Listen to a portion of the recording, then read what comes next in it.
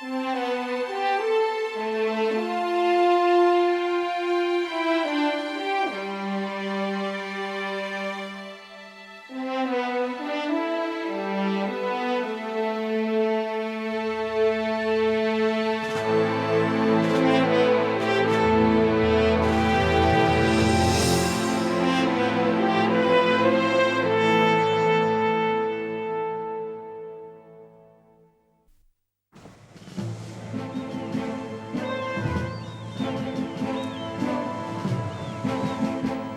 1915, German airman Peter Strasser was in command of the Zeppelins that flew over Britain and carried out the first systematic bombing of civilians from the sky.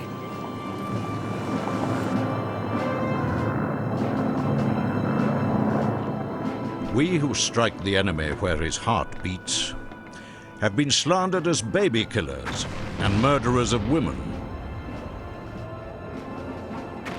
What we do is repugnant to us too, but necessary, very necessary.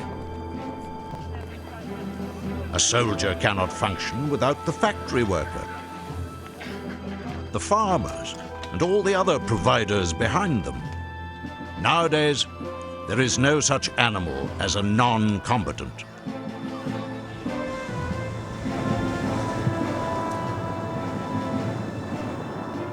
Peter Strasser would not live to see the end of the war. His Zeppelin would be shot down. But in 1915, he knew that the nature of battle had changed forever. War in the 20th century would be a new kind of war.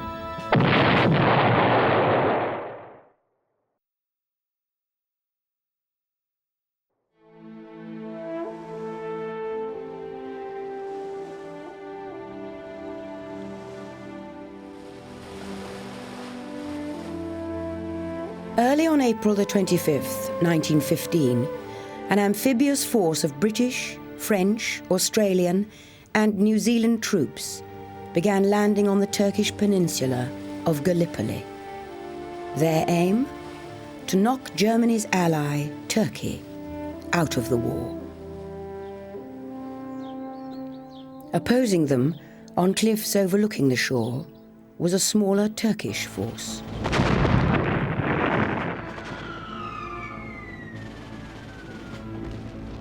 From his battleship, the Allied commander, Sir Ian Hamilton, watched the spectacle unfold. The day was just breaking over the jagged hills. The landing of the lads from the south was in full swing. We could see boatloads making for the land, swarms trying to straighten themselves out along the shore. God, one would think, cannot see them at all, or he would put a stop to this sort of panorama altogether.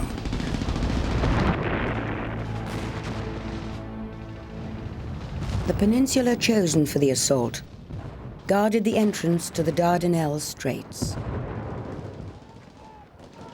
4 weeks earlier, the British Navy had failed to open up this route to the Black Sea and its ally, Russia. Now it was the Army's turn. An amphibious expedition is the most difficult operation of warfare, especially if you're seeing it against something like the Gallipoli Peninsula, which must be one of the most defensible pieces of geography in the world. What you've got is a very few beaches and then high cliffs, overhanging cliffs, towering hills, an absolutely ideal place for a defending force to place itself. By mid-afternoon on the first day, 8,000 Allied soldiers were on the beaches. The outnumbered Turks began to retreat, but Lieutenant Colonel Mustafa Kemal, the man who would become Ataturk, faced them. I said to the men who were running away, "You cannot run away from the enemy." "We have no ammunition," they said. If you haven't got ammunition, you have your bayonets. And shouting to the men, I made them fix their bayonets and lie down on the ground. I said, I don't order you to attack.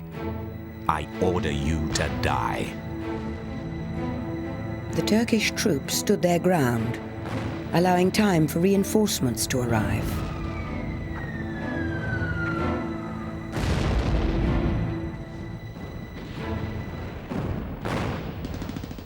They knew they would die in about 3 minutes, but they showed not the least dismay. There was no wavering. Those who could read prepared to enter paradise with the Quran in their hands. Those who could not recited the martyr's prayer as they went forward. By holding the high ground, the Turks had trapped the Allies between the cliffs and the sea.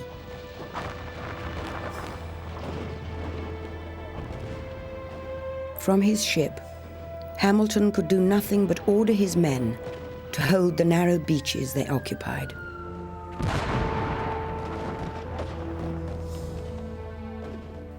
You have got through the difficult business. Now you have only to dig, dig, dig, until you are safe.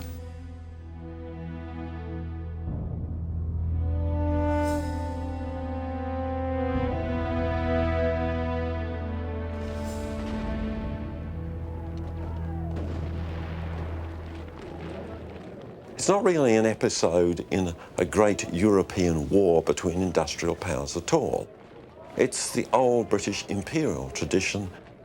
And once it started not working, people decided, but good heavens, British prestige is at stake, that the whole Muslim world will feel that we have been humiliated.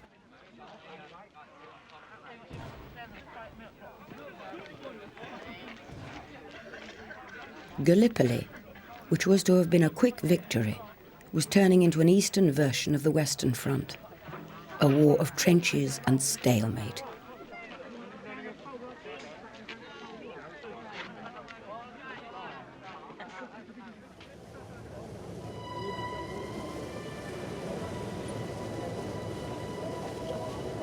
As we approach the shore, what an aspect opens up before us. Valleys and valleys, scrub-covered hillsides, men getting about everywhere and looking all the world like ants.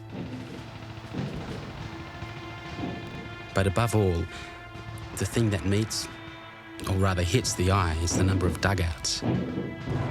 The whole landscape is covered with them. It looks for all the world like a mining camp. Cyril Lawrence was one of the Anzacs, Australian and New Zealand soldiers, who went ashore at Gallipoli 1 month into the campaign.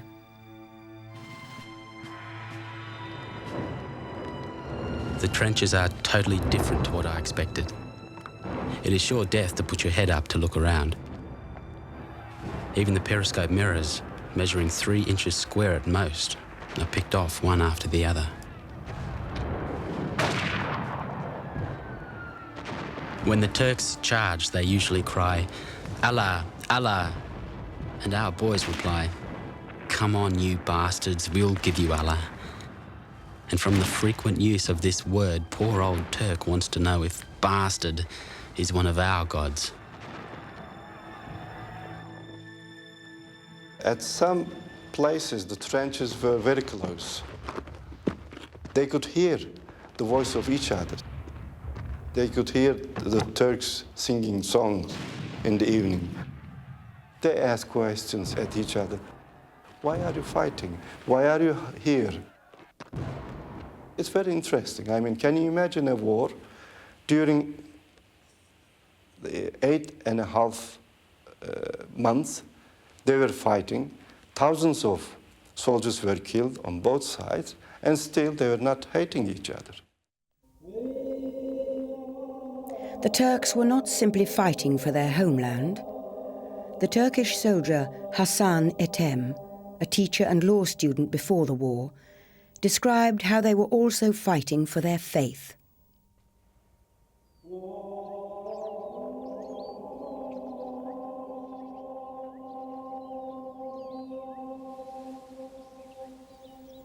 My dearest mother, I can see a line of soldiers washing their clothes in the stream near the emerald green hillside.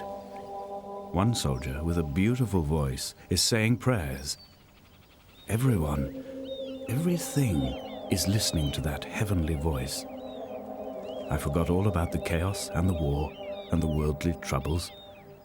I opened my hands, looked up at the heavens and said, God of Turks, master of the birds, the sheep, the leaves, the mountains, you have given all this to the Turks. Please leave it to the Turks. God, all this soldier wants is to keep this land from the British and the French. Grant me this wish.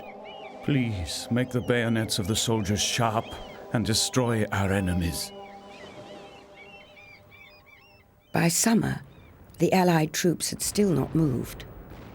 Hamilton realized that to take the high ground, he needed more men. His badly planned campaign and poorly equipped army had nowhere to go.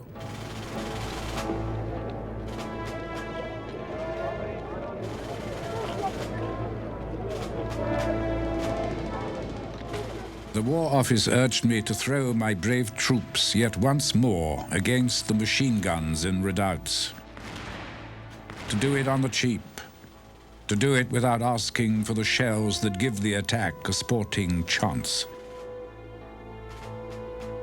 People slur over my appeal for the shells and yet continue to urge us on as if we were hanging back. The Allied troops clung to their strip of sand throughout autumn and into winter. In November, Lord Kitchener, the British Secretary of State for War, took a look for himself. He concluded the Gallipoli campaign a waste of officers and men.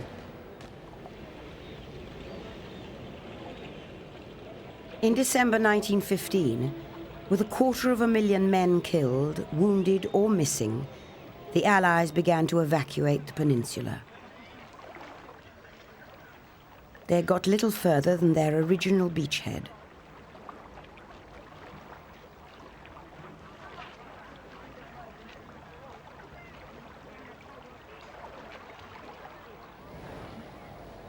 The encounter of Turk against Anzac on the cliffs of Gallipoli was confirmation that the European war had now expanded into something else, the First World War.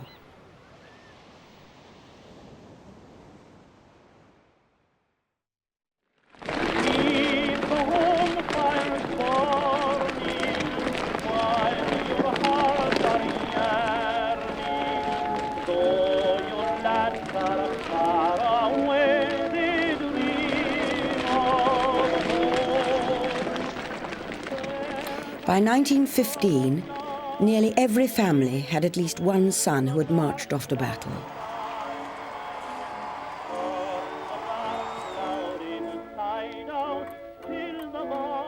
Left behind at home were millions of women, for whom every day brought the possibility of terrible news.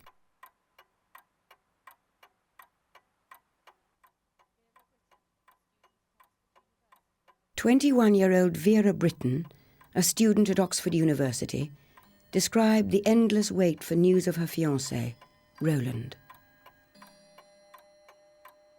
Ordinary household sounds became a torment. The clock marking off each hour of dread struck into the tension with the shattering effect of a thunderclap. Every ring at the door suggested a telegram. Every telephone call a long-distance message giving bad news. Vera's fiancé was serving at the front. So were her brother Edward and their close friend Victor. They'd been known as the Three Musketeers, and Vera saw herself as a fourth. She left Oxford to become a nurse in London. In a surgical ward, I had told Roland, the nurses hardly occupy the silent-footed gliding role which they always do in storybooks. The mixture of gramophones and people shouting or groaning after an operation relieves you of the necessity of being quiet. They were blaring, blatant gramophones, though the men found them consoling, perhaps because they subdued more sinister noises. They seemed to me to add a strident grotesqueness to the cold, dark evenings of hurry and pain.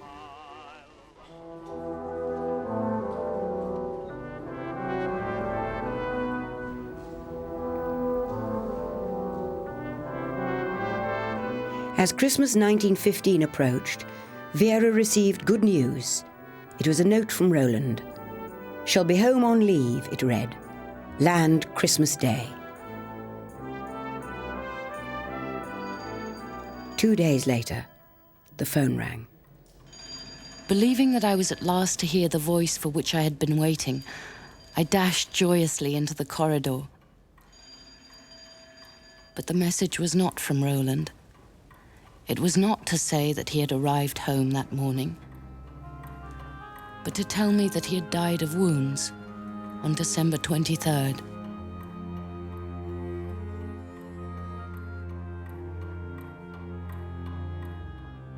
Roland, I reflected bitterly, was now part of the corrupt clay into which war had transformed the fertile soil of France. He would never again know the smell of a wet evening in early spring. It was a bitter, grey afternoon. I wondered however I was going to get through the weary remainder of life. I was only at the beginning of my 20s. I might have another 40, perhaps even 50 years to live.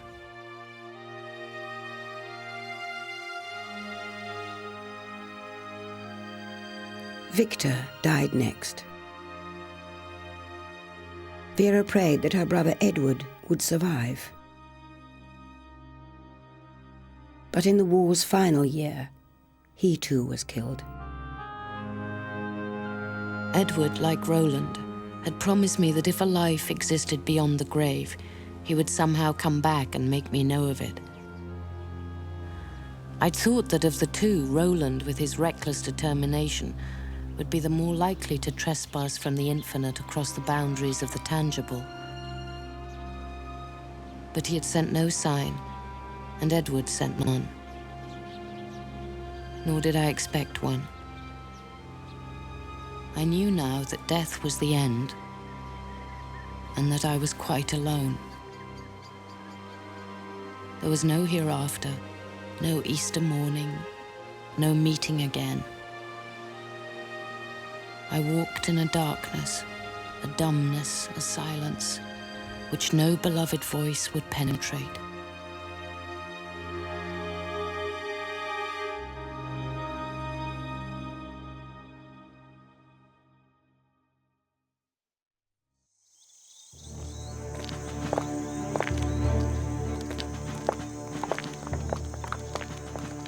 The manpower of Europe was not enough to satisfy the appetite of war. Imperial powers had to call for reinforcements, millions of them, from their colonies and dominions.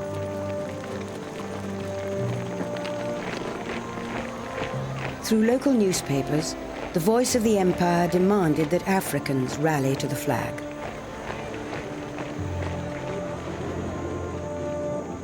The present war is a world war. Without you, your white comrades cannot do anything. Everyone who loves his country and respects the British government, join this war without hesitation.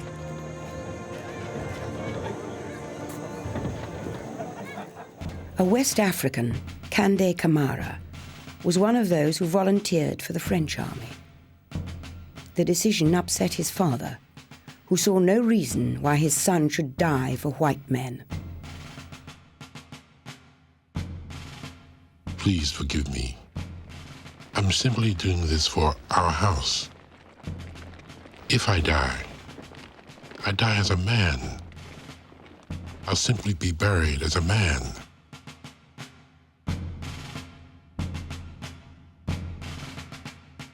within particular strata of African society, service in the war represented an opportunity to serve the empire.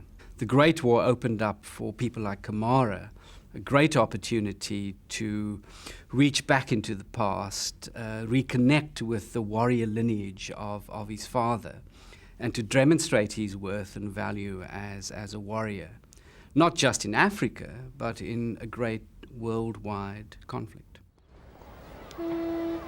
Tens of thousands of Africans were shipped off to Europe. Some served as labourers, others as frontline soldiers.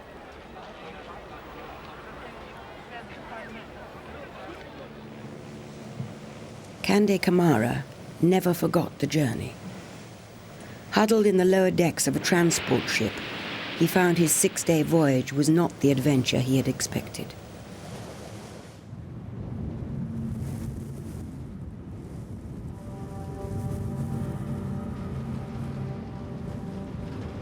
Some were getting very seasick. Some were vomiting. The smell of the ship, the oil, the gut was too unbearable.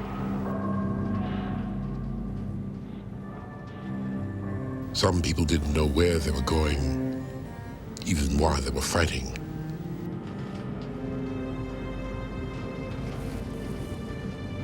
A lot of people spread the rumor that we would never come back, that we were going to be sold as slaves.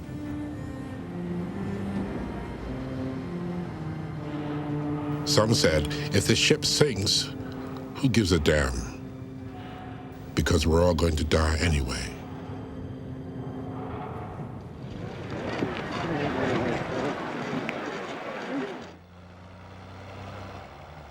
After arriving in France, Kamara's unit began training. When we arrived at Bordeaux, we were sent directly for parades. After resting, we went back for more parades.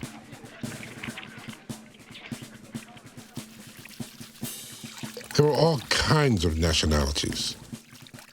There were Fulas, Karanko, Yolunkas, Bambaros, Sanufis, Kese, Toms, Becerra, and a lot more.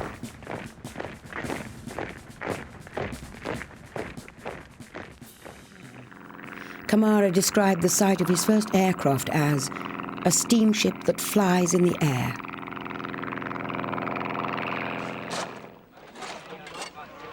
But at the front, he was puzzled by orders to dig what he called gutters, where soldiers hid for weeks while fighting continued both day and night. It seemed a strange way of waging battle. For many African warriors, or those who inherited a warrior tradition or warrior lineage, baffled and had great difficulty in comprehending the way in which the war was waged in Europe. The First War seemed to be a war without meaning or war without gain. It's one aspect that comes across really strongly for African soldiers in the Western Front, that there seems to be a war without benefit. And what they meant by that was that this was a war which was not only a war which was not conducted honorably in terms of the treatment of your opponent, but it was a war that produced for them individually no gain. You couldn't hold your teeth because of all your trembling, because during those days everything was going boom. It was terrible and hard.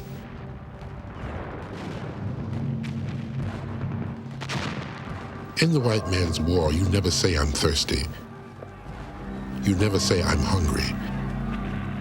You fight and fight and fight until your heart tells you you're afraid.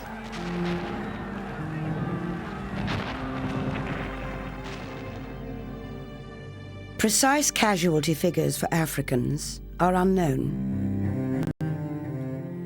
But it is thought that at least 250,000 men were killed, wounded or missing. Their sacrifice did not always get them the recognition they deserved from their imperial rulers or from the men in the opposing trenches. We were black and we were nothing. Because of the color of our skins, the Germans called us boots.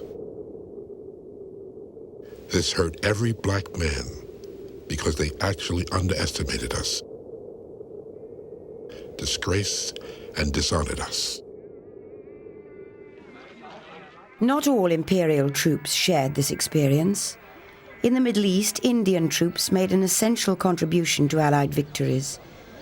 But for Camara, in the French army, what he experienced on the battlefield made him doubt what Western civilization had to offer.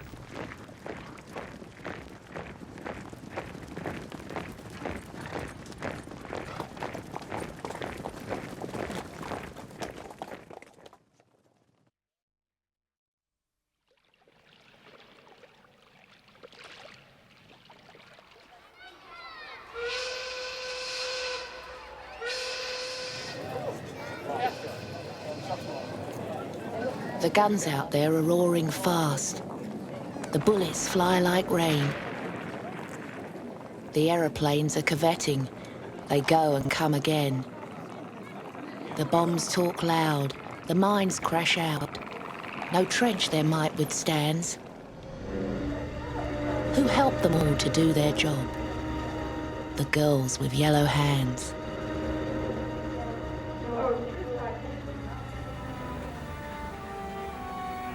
As men marched off to war, women marched off to work.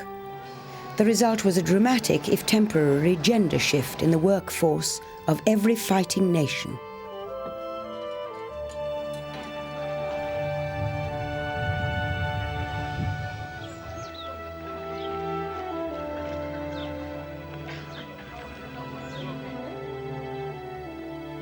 Of all the trades women took over, none was more important than shell making.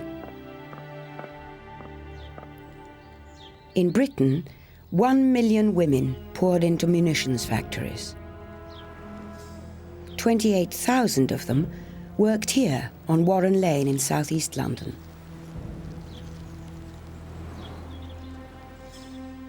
The Woolwich Royal Arsenal was Britain's largest. But like all munitions factories, it was a hazardous workplace. The first time you go around, you think, what an interesting place.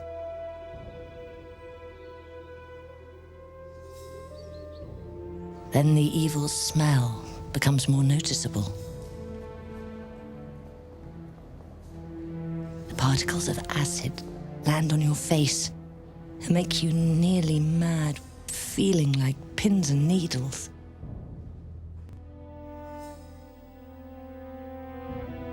Gabrielle West had shocked her father by joining the newly formed Women's Police Service.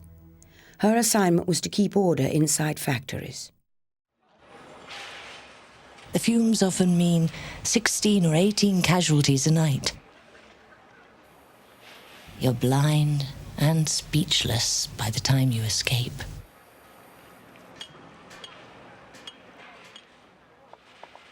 The conditions varied a lot. Some women had very, very bad conditions and women were killed.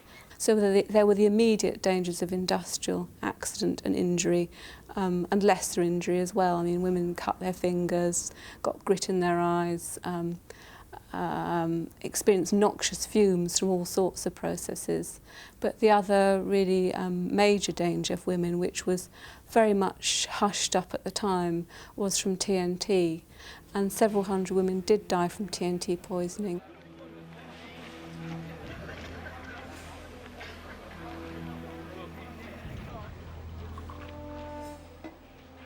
The first signs of TNT poisoning resembled those of the common cold: nasal congestion, headaches and coughs. But prolonged exposure produced more alarming symptoms, as one young worker, Caroline Webb, would discover.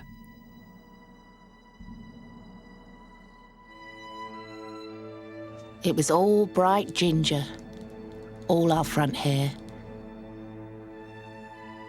And all our faces were bright yellow.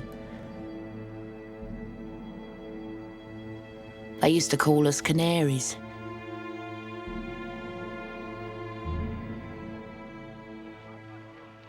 This doctor, he was looking at us girls one day and he'd say, half you girls will never have babies, and the other half are too sick. God help you.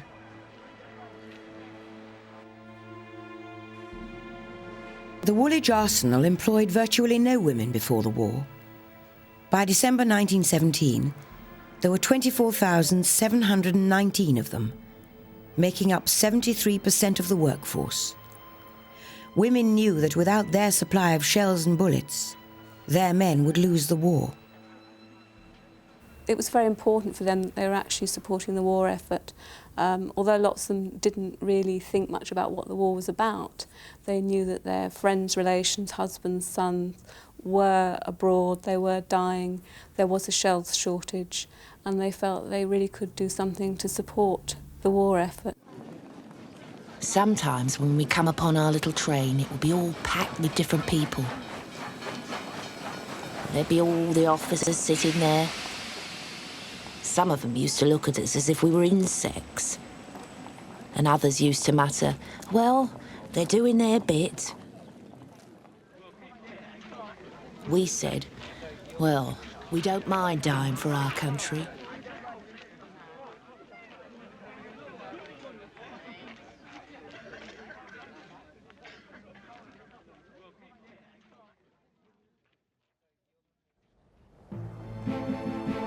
No end of Zepp excitements lately. A few weeks ago, we heard distant guns in the middle of the night. We looked up, and there was the Zepp so low you could see the cars hanging underneath. My word, we did scoot. There was a tremendous din of firing, and things began to patter on the roof. I thought I was dead that time. The war on the battlefields of France had spread across the Channel and was reaching out to civilians in Britain.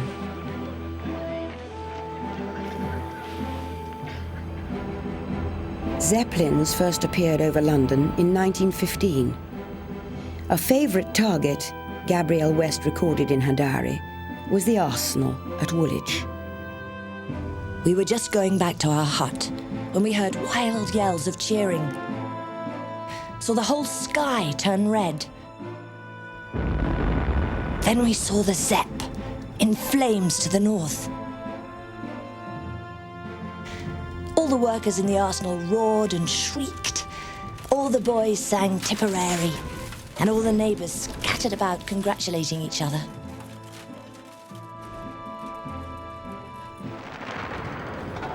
Even as the first Zeppelins bombed London, the rules of engagement were changing on the battlefield.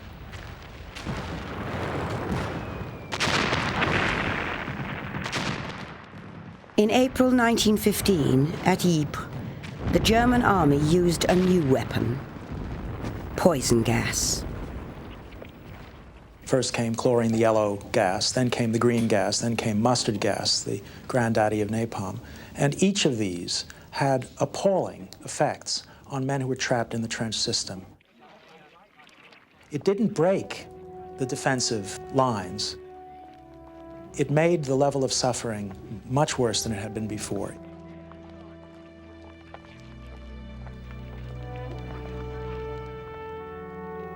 Wilfred Owen witnessed a man dying from gas poisoning. In one of his most famous poems, he captured another dimension of total war. Gas. Gas! Quick, boys. An ecstasy of fumbling, fitting the clumsy helmet just in time. But someone still was yelling out and stumbling and floundering like a man in fire or lime. Dim through the misty panes and thick green light as under a green sea, I saw him drowning.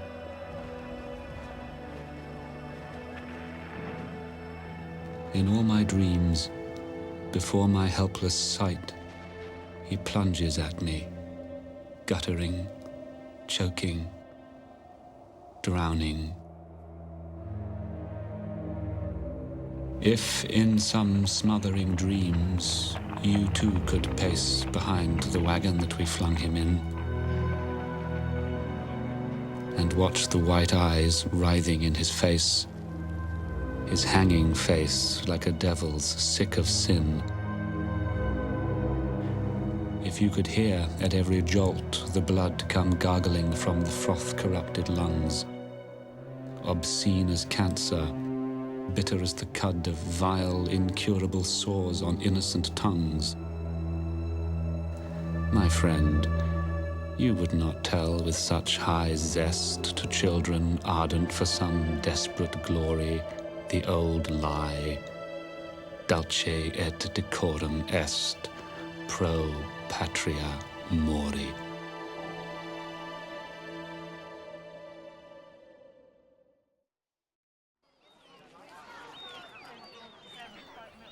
In 1915, the Germans declared that passenger ships sailing to Allied ports were at risk of being sunk without warning. Civilian passengers, too, were now potential targets at sea. It was rapidly becoming evident that there was no way in which you could advance the war unless you broke with early ideas of rules of engagement and conceptualized the war as a totalizing experience, accepted the fact that the war would now have to be a total war, and the way in which to break the enemy would not just be through slaughtering soldiers on the battlefield. The way in which you would break your enemy would be by attacking the home front, by waging the war against civilians as much as against soldiers. On May the 1st, 1915, the Lusitania, the world's finest luxury liner, set sail from New York for Britain. It was owned by citizens of a so far neutral country, the United States. On board were nearly 2,000 passengers and crew.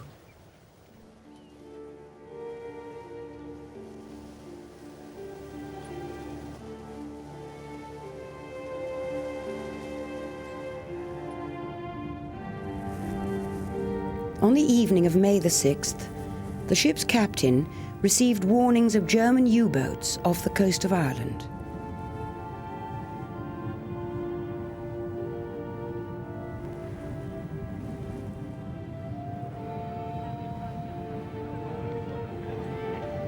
Among the first-class passengers was Margaret Ronda. We were, most of us, very fully conscious of the risk we were running. We used to discuss our chances. "I can't help hoping," said one girl, "that we get some sort of thrill going up the channel."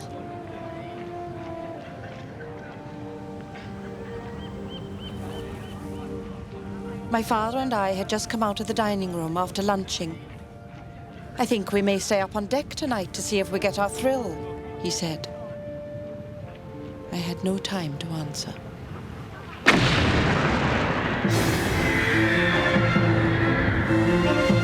I saw that the water had come over onto the deck.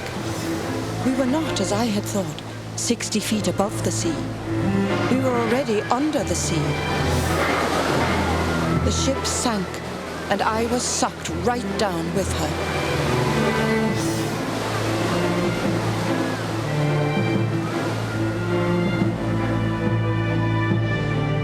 When I came to the surface, I remember looking round at the sun and pale blue sky and calm sea, and wondering whether I had reached heaven without knowing it, and devoutly hoped I hadn't. 1,200 men, women and children were drowned.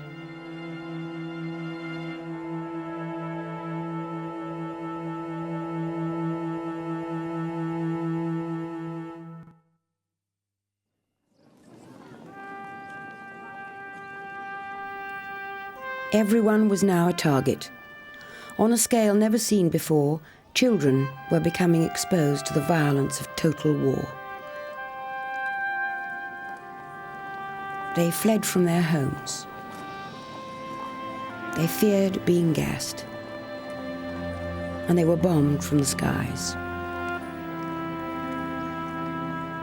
But they were absorbed into the war in a more insidious way, as tools of propaganda.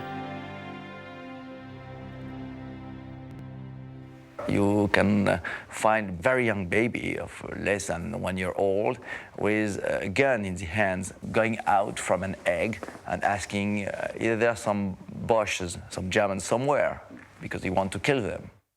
To consider that a baby less than 1 year old has to be a fighter and has to kill the enemy, that is, I think, impossible to stand.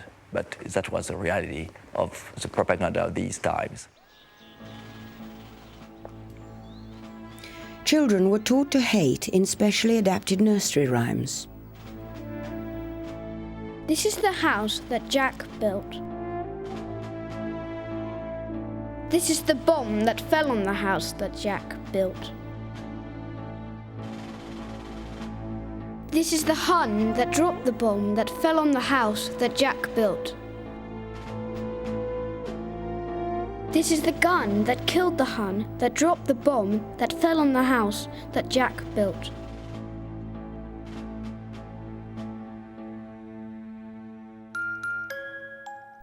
Through their magazine, Little Folks, British children as young as 3 would learn certain verses off by heart. Little girls and little boys, never suck your diamond toys. Diamond soldiers it will make darling baby's tummy ache. Mobilization of men required mobilization of minds. The emerging film industry added an epic dimension. Hollywood's The Little American became a box office hit.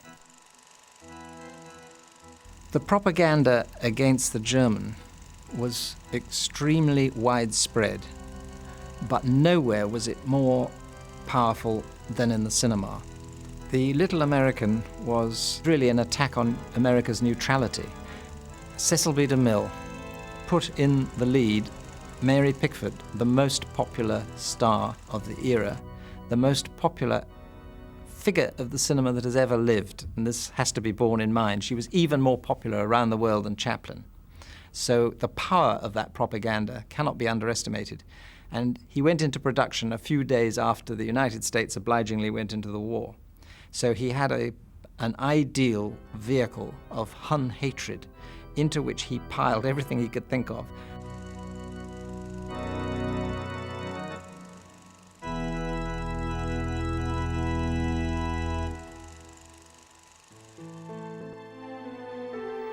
Total war demonized the enemy.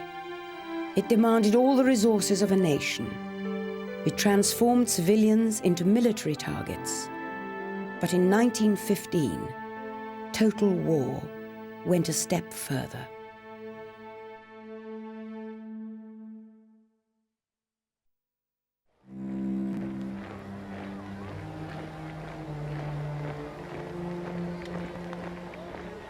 Only hours after the first Allied soldiers had stepped onto the beaches of Gallipoli, the 20th century's first genocide began.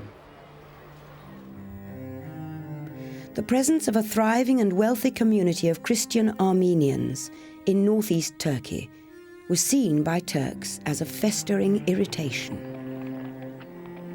Armenia's cultural links with Russia, a wartime enemy, provided Turkey with the excuse it had been looking for.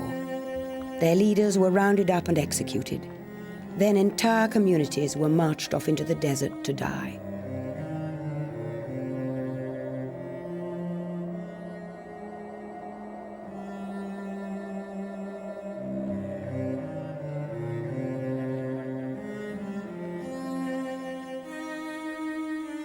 A young medic in the German army, Armin Wegener, defied orders and smuggled a camera into a refugee camp.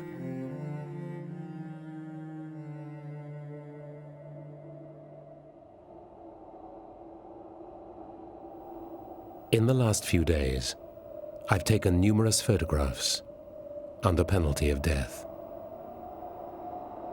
I do not doubt for a moment that I am committing an act of treason.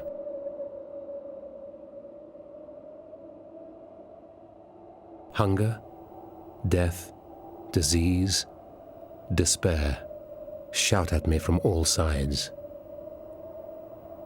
I was seized by terror and hurried out of the camp, my heart pounding.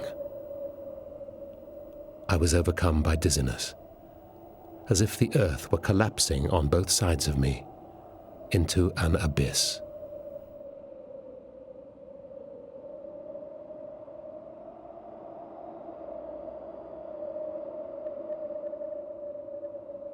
The First World War was the biggest war ever to date. The Second World War was bigger still. It's no accident in my mind that both of them were marked by genocide. It is the logic of the brutalization of total war.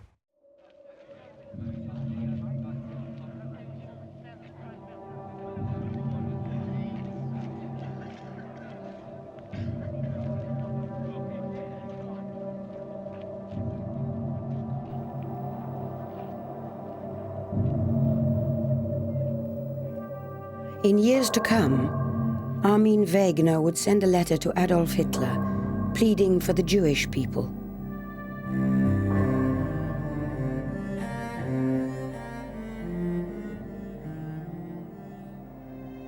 It was a plea which fell on deaf ears, for Hitler had learned a totally different lesson.